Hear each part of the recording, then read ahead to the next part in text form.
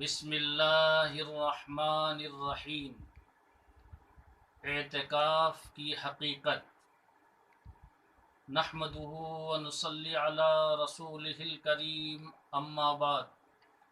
قال اللہ سبحانہ وتعالی: اعوذ باللہ من الشیطان الرجیم، بسم اللہ الرحمن الرحیم۔ ولا تباشروهن وأنتم عاكفون في المساجد تلك حدود الله فلا تقربوها۔ اور تم اپنے عورتوں سے نہ ملو اس حالت میں کہ جب تم اعتکاف میں مسجد میں بیٹھے ہو، یہ اللہ کی مقرر کردہ حدیں ہیں، لہٰذا تم ان سے تجاوز نہ کرو۔ پارہ نمبر 2، سورہ بقرہ، آیت نمبر 187۔ اللہ جل شانہ نے آیت کریمہ میں اعتکاف کا تذکرہ فرمایا ہے۔ اعتکاف کہتے ہیں لغت میں کسی چیز کے ٹھہر جانے اور رک جانے کو، اور اصطلاح شریعت میں، اصطلاح قرآن و سنت میں خاص شرائط کے ساتھ مساجد میں بغرض عبادت قیام کرنے اور ٹھہرنے کو اعتکاف کہا جاتا ہے۔ اعتکاف نبی پاک صلی اللہ علیہ وسلم کی سنتوں میں سے ایک اہم سنت ہے۔ سرور کائنات جناب نبی کریم صلی اللہ علیہ وسلم ہمیشہ اعتکاف کا اہتمام فرمایا کرتے تھے، اور بسا اوقات آپ نے پورے رمضان کے مہینے کا اعتکاف بھی فرمایا ہے۔ اور جس سال اللہ کے محبوب پیغمبر نے وصال فرمایا، یعنی جس سال آپ دنیا سے رخصت ہوئے، اس سال رمضان المبارک میں آپ نے 20 دنوں کا اعتکاف فرمایا۔ لیکن جناب محمد الرسول اللہ صلی اللہ علیہ وسلم کی عادت شریفہ اکثر یہی رہی، اور آپ کا معمول اکثر یہی تھا کہ آپ رمضان المبارک کے اخیر عشرہ کا اعتکاف فرمایا کرتے تھے۔ اس لیے حضرات علماء کرام نے رمضان المبارک کے اخیر عشرے کے اعتکاف کو سنت قرار دیا ہے۔ اعتکاف کے دیگر فوائد اور دیگر فضائل مذکور ہیں، لیکن ہم یہاں اختصار کی غرض سے صرف ایک حدیث نقل کرنے پر اکتفا کرتے ہیں۔ حضرت ابن عباس رضی اللہ عنہما نے ارشاد فرمایا، جس حدیث کو صاحب مشکات اور صاحب ابن ماجہ نے نقل فرمایا ہے۔ حدیث کے الفاظ: عن ابن عباس رضی اللہ عنہما ان النبی صلی اللہ علیہ وسلم قال: فی المعتکف یعتکف الذنوب ویجری له من الاجر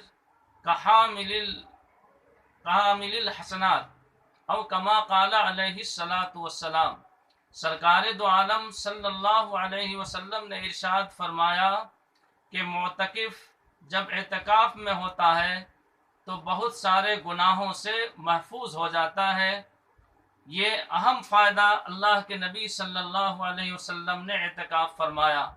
جب آدمی حالت اعتکاف میں اور مسجد میں نہیں ہوتا ہے تو بہت سارے وہ گناہ کر گزرتا ہے جو اسے نہیں کرنا چاہیے، لیکن اعتکاف کی برکت سے اللہ اس کو بہت سارے گناہوں سے اور معصیت کے کاموں سے محفوظ فرما دیتا ہے۔ یہ اعتکاف کا ایک بہت بڑا فائدہ ہے۔ اور دوسرا فائدہ اس حدیث پاک میں سرکار دو عالم صلی اللہ علیہ وسلم نے ارشاد فرمایا کہ اعتکاف کرنے والے کو اتنی ہی نیکیاں ملتی ہیں جتنی نیکیاں کرنے والے کو ملتی ہیں۔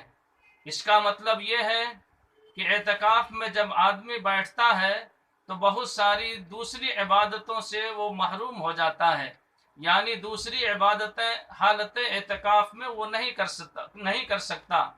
مثلا اگر کسی کا جنازہ ہو جائے تو جنازے میں وہ شرکت نہیں کر سکتا، چونکہ وہ اعتکاف کی حالت میں ہے۔ اسی طرح سے اگر کوئی مریض ہے تو اس کی عیادت بھی حالت اعتکاف میں نہیں کر سکتا۔ اس غرض سے اللہ کے نبی صلی اللہ علیہ وسلم نے فرمایا کہ معتکف جب حالت اعتکاف میں ہوتا ہے تو اس کو بھی اتنی ہی نیکیاں ملتی ہیں جتنی نیکیاں کرنے والے کو ملتی ہیں، یعنی جتنی نیکیاں جنازے میں شریک ہونے والے کو ملتی ہیں، جتنی نیکیاں مریض کی عیادت کرنے والے کو ملتی ہیں، اتنی ساری نیکیاں اللہ تعالی حالت اعتکاف میں معتکف کو عطا فرماتا ہے۔ دیکھیے یہ اعتکاف کا کتنا بڑا فائدہ ہے، اور اللہ رب العزت کی شان کریمی دیکھیے کہ آدمی عبادت تو ایک کرے لیکن بغیر عبادت کیے ہوئے دوسری چیزوں کا اور دوسری عبادتوں کا ثواب بھی اسے اللہ عطا فرما دیتا ہے۔ یہ رحمت خداوندی ہے، اور اللہ کی رحمت بہانہ ڈھونڈتی ہے، اللہ کی رحمت بہانہ ڈھونڈتی ہے۔ اگر کوئی تھوڑی سی توجہ اللہ کی طرف کر دے اور اللہ کی طرف متوجہ ہو جائے کہ تو اللہ کی رحمتیں اس پر دھواں دھار برستی ہیں۔ اللہ جل شانہ ہم سب کو نبی پاک صلی اللہ علیہ وسلم کی یہ اعتکاف والی سنت پر عمل کرنے کی توفیق نصیب فرمائے۔ اب ہم اعتکاف کے چند متفرق مسائل ذکر کرنے سے قبل اعتکاف کے شرائط کا تذکرہ پہلے کرتے ہیں، جن کے پائے جانے کی وجہ سے اعتکاف صحیح ہوتا ہے، اور جب وہ شرطیں نہیں پائی جاتی تو اعتکاف کرنا صحیح نہیں ہوتا ہے۔ اعتکاف کی صحت کے جو شرائط ہیں وہ 6 ہیں۔ نمبر 1، اعتکاف کرنے والے کا مسلمان ہونا۔ اس سے یہ بات واضح ہو گئی کہ حالت کفر میں اعتکاف صحیح نہیں ہے۔ نمبر 2، اعتکاف کرنے والے کا عاقل ہونا، ہوش مند ہونا۔ اس سے یہ بات معلوم ہو گئی کہ جو آدمی پاگل ہو، مجنون ہو، اس کا اعتکاف درست نہیں ہے۔ اعتکاف کے لیے بالغ ہونا شرط نہیں ہے، نابالغ لڑکا سمجھدار ہو وہ بھی اعتکاف میں بیٹھ سکتا ہے۔ نمبر 3، اعتکاف کی نیت کرنا، یعنی مسجد میں بیٹھ کر اعتکاف کی نیت کرنا۔ اگر کوئی مسجد میں صرف بیٹھا رہے لیکن اعتکاف کی نیت نہ کرے تو اس کا اعتکاف درست نہیں ہوگا، اعتکاف صحیح نہیں ہوگا۔ نمبر 4، اعتکاف کے لیے مردوں کا حالت جنابت سے یعنی ناپاکی کی حالت سے پاک ہونا یہ شرط ہے، اور عورتوں کا حیض و نفاس سے بھی پاک ہونا شرط ہے، کیونکہ ناپاکی کی حالت میں مسجد میں داخلہ ممنوع ہے، اس لیے اعتکاف ان حالتوں میں صحیح اور درست نہیں ہوتا۔ نمبر 5، اعتکاف ایسی مسجد میں کرنا جہاں اذان و اقامت کے ساتھ 5 وقتہ نماز باجماعت ادا کی جاتی ہو۔ اگر ایسی مسجد نہیں ہے تو پھر اس میں اعتکاف درست نہیں ہے، لیکن علامہ شامی علیہ الرحمہ نے اس کو ترجیح دیا ہے کہ اعتکاف کے صحیح ہونے کے لیے مسجد جماعت شرط نہیں ہے، بلکہ ہر مسجد میں اعتکاف درست اور صحیح ہے۔ نمبر 6، نظر کے روزے میں واجب اعتکاف میں اور سنت اعتکاف کے لیے روزہ شرط ہے، یعنی بغیر روزہ کے اعتکاف درست نہیں ہوگا۔ رمضان المبارک کے اخیر عشرے کا اعتکاف چونکہ یہ بھی سنت ہے، اس لیے روزہ اس میں بھی شرط ہے۔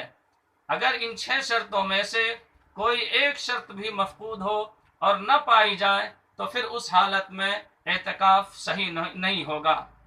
اب ہم آپ کے سامنے اعتکاف کے چند متفرق مسائل بیان کرتے ہیں، پوری توجہ کے ساتھ سماعت فرمائیے اور محفوظ کرنے کی کوشش کیجیے۔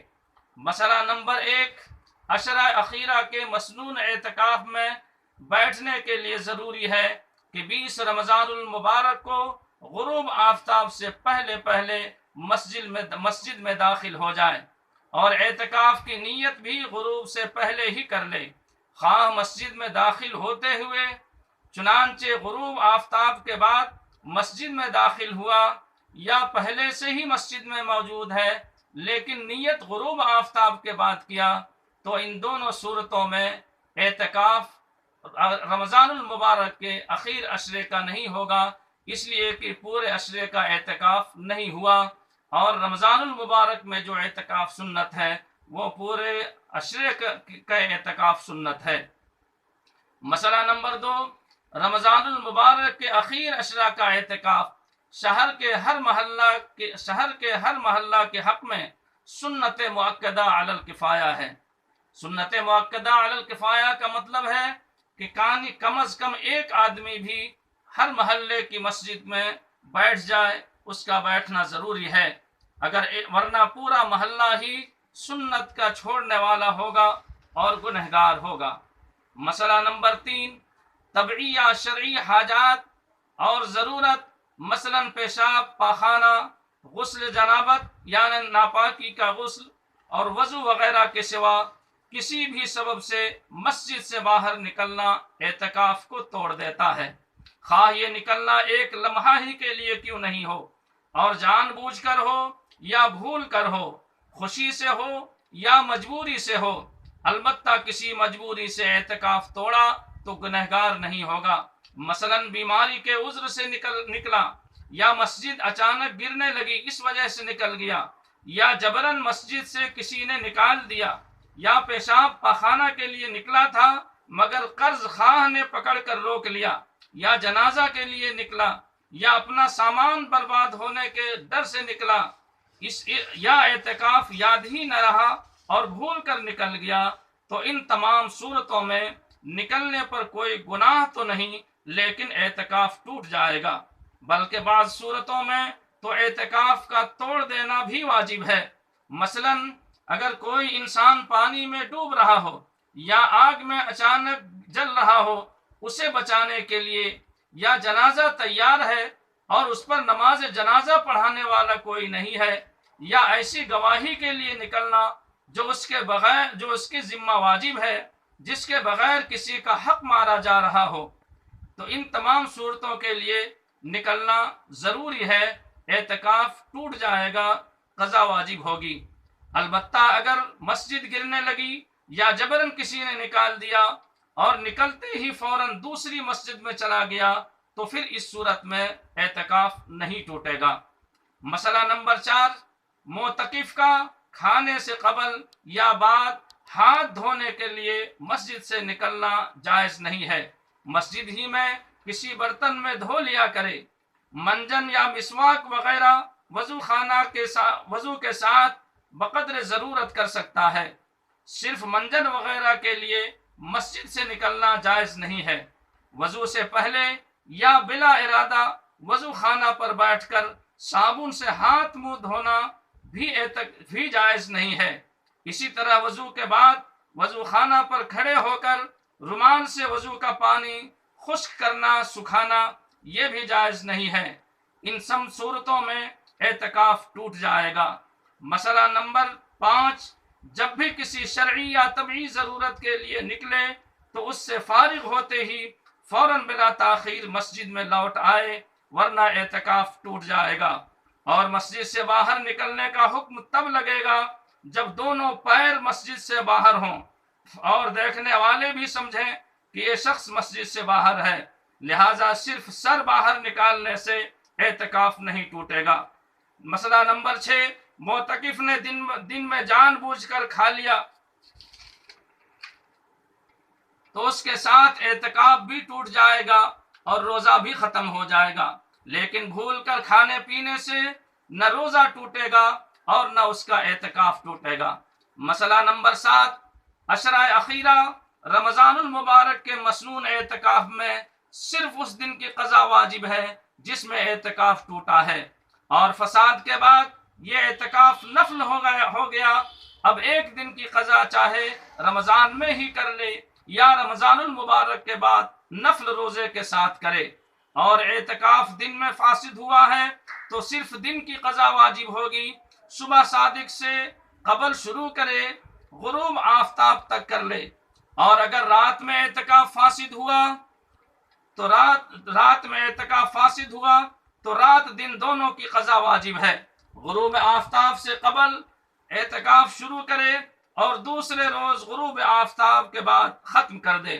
مسئلہ نمبر 8، غسل تبرید یعنی ٹھنڈک حاصل کرنے کے لیے اور غسل جمعہ کے لیے مسنون اعتکاف میں معتکف کا نکلنا جائز نہیں ہے۔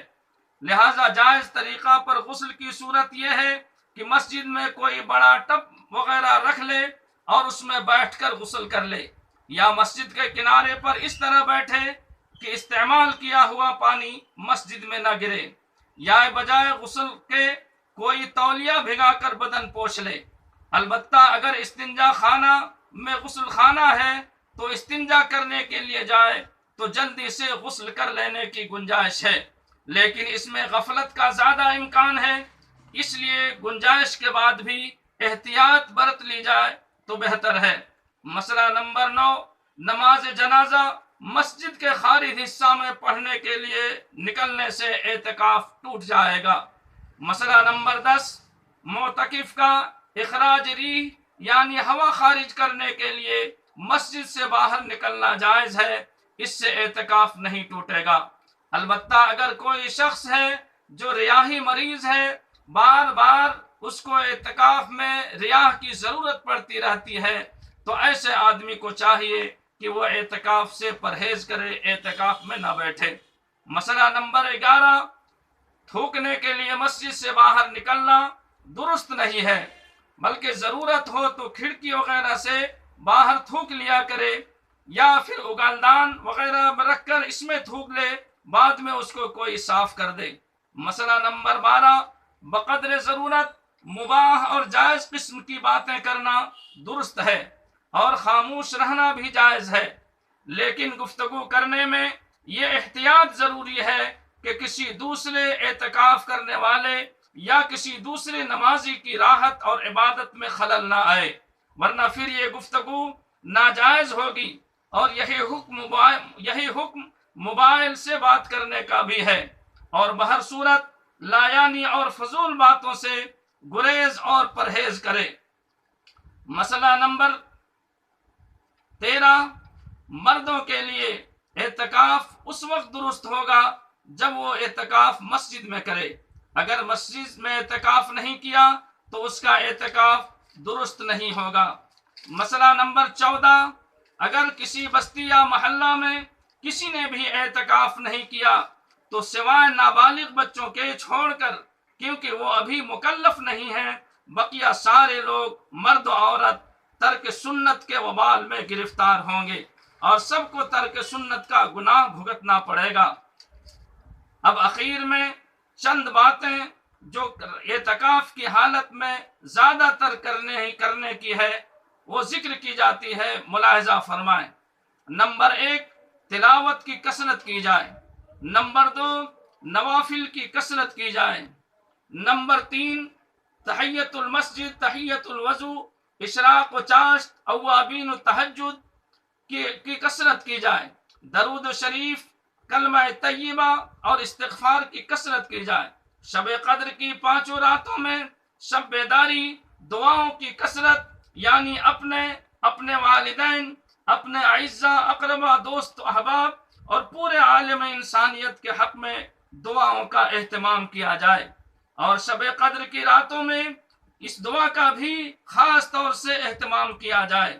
اللہم انک عفو تحب العفو فاعف عنا یا فاعف عنی، اے اللہ بے شک آپ معاف کرنے والے ہیں اور معافی کو پسند کرتے ہیں، لہٰذا مجھے بھی معاف فرما دیجئے۔ یہ اعتکاف کے چند متفرق مسائل اور اعتکاف میں جو کرنے والی چیزیں تھیں ان کا تذکرہ کیا گیا، آپ اسے محفوظ فرمائیے اور عمل کرنے کی کوشش کیجیے۔ ایک بات اخیر میں سارے مساجد کے منتظمین اور اعتکاف کرنے والے حضرات پوری توجہ کے ساتھ سنیں، وہ یہ ہے کہ جس طرح سے ہر سال مساجد میں اعتکاف کی نوعیت ہوتی تھی، یعنی کئی لوگ مسجدوں میں اعتکاف کے لیے بیٹھا کرتے تھے، اس سال اس طرح سے اعتکاف کا اہتمام نہ کیا جائے، بلکہ ایک آدمی بیٹھ جائے اور زیادہ سے زیادہ 2 آدمی بیٹھے، اس سے مزید آدمیوں کا بیٹھنا یہ صحیح نہیں ہے، موجودہ حالت اس کی اجازت نہیں دیتی۔ لیکن اس کے بعد بھی 2 آدمی اگر بیٹھیں تو ایک جگہ مل کے نہ بیٹھیں، بلکہ ایک کونے میں ایک بیٹھے، دوسرے کونے میں دوسرا بیٹھے، تاکہ ایک جگہ زیادہ دیر تک اجتماع لازم نہیں آئے۔ ان تمام چیزوں کا اہتمام کیجیے، مسائل جو ذکر کیے گئے اس کو محفوظ کیجیے اور عمل کرنے کی کوشش کیجیے اور دوسروں تک پھیلانے کی بھی کوشش کیجیے۔ اللہ تعالی ہم سب کو عمل کی توفیق نصیب فرمائے۔ وآخر دعوانا ان الحمد للہ رب العالمین۔ آئندہ جتنے بھی ویڈیوز آئیں گے وہ اسی چینل پر آئیں گے۔ یہی میرا پرسنل چینل ہے۔ نیز دیگر مسائل کے لیے آپ کومنٹ باکس پہ بھی دریافت کر سکتے ہیں، لہٰذا آپ سے گزارش ہے کہ اس چینل کو پہلے سبسکرائب کریں اور اپنے دیگر گروپ اور تعلقات میں شیئر کریں، اور میرا فیس بک آئی ڈی جو کہ مفتی اظہار الحق کے نام سے ہے، آپ مجھے وہاں بھی فالو کر سکتے ہیں۔